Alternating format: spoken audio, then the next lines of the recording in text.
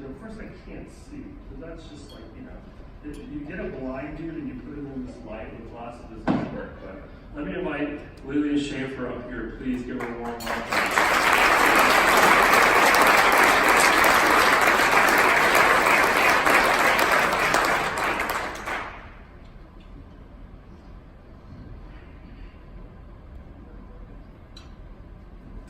Good morning, everyone. Thank you for being here so early in your day to learn about and support the Leukemia and Lymphoma Society, as well as Light the Night. I'm here today to talk about my battle with lymphoma and how I became involved with LLS. By sharing my story, I hope to ensure that nobody has to go through the horrible and unnecessary struggles that I did.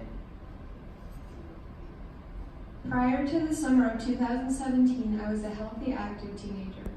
At that time, I was wrapping up my junior year in the IB program at George Washington High School in Denver and was looking forward to a summer full of horse showing. When I wasn't studying or riding my horses, I could be found painting, working out, and spending time with friends. Everything was fine until summer started, and then my legs started itching. This wasn't really like normal itching because this was deep, sharp, constant torture. It was horrible. At first, I just assumed it was the result of a combination of hot weather and tight riding boots, but that theory was soon dismissed when the itching began to worsen. We started to seek a solution for my mysterious condition at the beginning of the summer, but every doctor we visited was answerless, leaving me even more confused and discouraged after every visit. I was misdiagnosed and sent home each time with ridiculous treatments such as breathing exercises for anxiety and anti-seizure pills. As the appointments added up throughout that summer, so did my symptoms. I developed a weird cough, a fever, night sweats, dizziness, mental disorientation, hair loss, weight loss, swollen lymph nodes in my neck, and more. The itching progressed to such a point where it would make my muscles spasm and I would scratch bleeding sores into my skin. Because I didn't have an explanation for my condition, I tried to continue on with my life, starting my senior year of high school, riding my horses, and taking the SAT, even though the itching meant that I would be up for 40 hours at a time and couldn't wear normal clothing. I was suffering and no doctor could help me. By October, my health had deteriorated so much that I couldn't sleep, eat, or get out of bed. I couldn't even go to the barn to visit my horses, which is a really big deal. I had been to a dozen doctors ranging in specialties, yet not one knew what was really going on. As a last resort, we visited a rheumatologist at Children's Hospital, Colorado on October 26, 2017. After a very thorough workup, she told me she was concerned I was showing symptoms of cancer. I was sent down to get blood work immediately, which I didn't think much of because I'd had countless tests over the past few months that were previously deemed normal. However, just a few hours later, we received a terrifying phone call from Children's ordering us to report to the oncology department first thing in the morning. My white blood cell count and LDH were astronomically high, marking me an urgent case. First thing the next morning, I went to Children's Hospital for an x-ray, which I didn't understand because I didn't think I had any serious chest-related symptoms. However, I was proved wrong an hour later in the examination room when an oncology nurse dramatically flipped around her computer screen to display the x-ray. There was an enormous mass taking up half my chest. I had lymphoma. I was shocked. You would have thought my doctors had ruled out something so obvious months ago. Although I was upset about my diagnosis, I was ultimately relieved to have an answer and a plan moving forward so I could end my suffering. From that moment, my treatment plan began immediately. I was admitted to the inpatient oncology department of Children's Hospital, where I was further evaluated through numerous scans and tests. Once I was fully diagnosed, a few days later with stage 2B bulk Hodgkin's lymphoma, my treatment plan was finalized and I began chemotherapy and steroid treatment. After 1 week of being hospitalized, I finally got to go home, but not without visiting my horses first.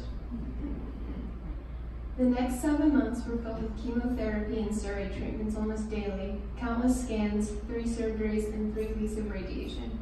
Although my treatment was difficult, I actually felt better when I was so sick. than when I was so sick before, which gave me perspective. Throughout treatment, I rode my horses, worked out, and attended school. I had my last radiation appointment, went to senior prom with my friends, and horseshowed all in one weekend. Although I dealt with side effects varying from bone pain to extreme fatigue to moon phase, I maintained a positive attitude and continued to enjoy my life during the process. Through this experience, I learned so much about myself, and finally, on July 11, 2018, I was declared in remission from cancer.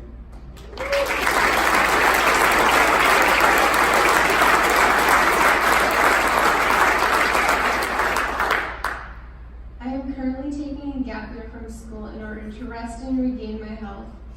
I spend time riding my horses, painting, and volunteering, and I will attend college this fall. My checkup scans will continue to occur every 3 months for a few years to ensure that I remain in remission. My relationship with the Leukemia and Lymphoma Society began in May of 2018 when I graduated from high school. In lieu of graduation gifts, I wanted friends and family to donate to a cancer nonprofit with the hope that my celebration could be the cause of celebrations for others in similar situations. I chose LLS due to the fact that they fund life-saving research with the intention of curing all forms of blood cancer. Their annual Rocky Mountain Light the Night Walk was just 5 months away, and I knew it would be a great opportunity for me to raise funds. I started a team and had guests sign up at my graduation party. The 2018 Rocky Mountain Light the Night Walk turned out to be a great success for my team and raised $20,000.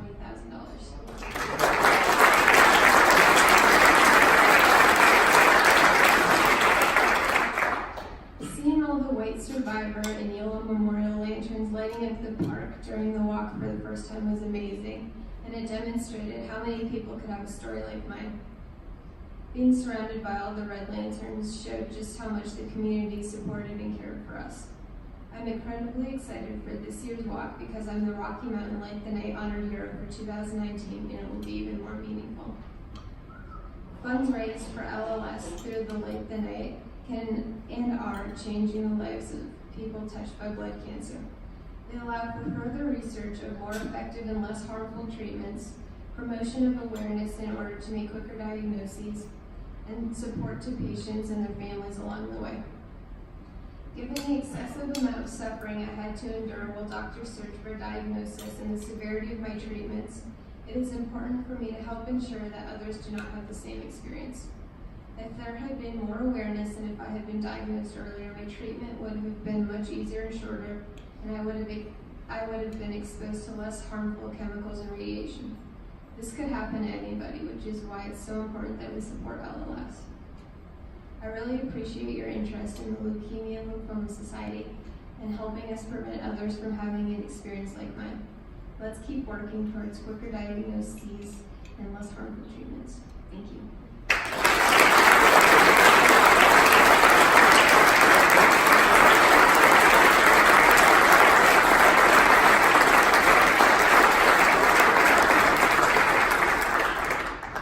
She's pretty amazing, and because of that, she's actually the honored hero for this year's walk. We